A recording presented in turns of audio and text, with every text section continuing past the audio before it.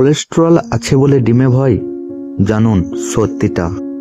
Vitamin, mineral, antioxidant, protein ও ফ্যাটে সমৃদ্ধ ডিম স্বাস্থ্যের জন্য সেরা। তবে ডিমে উপস্থিত কোলেস্টেরল হৃদরোগের ঝুঁকি বাড়াতে পারে বলে মনে করা হয়। সমীক্ষা থেকে জানা গিয়েছে, ডিমকে হৃদরোগের কারণ বলে মনে করা হলেও বাস্তব পরিস্থিতি ততটা কিন্তু বিপজ্জনক নয়। ডিমের সঙ্গে হৃদরোগের ঝুঁকির কোনো প্রমাণ পাওয়া যায়নি।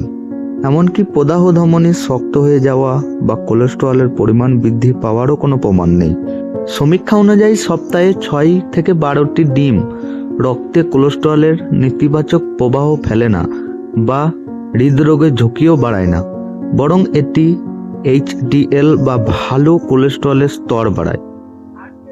দীর্ঘ সময় ধরে অত্যাধিক বেশি পরিমাণে ডিম খেলে কোলেস্টেরলের পরিমাণ বাড়তে পারে। তাহলে রোজ কটা ডিম খাবেন? ডিম ছাড়া কোলেস্টেরল সমৃদ্ধ খাবারের পরিমাণ কম থাকলে ডিমের সংখ্যা বাড়াতে পারেন।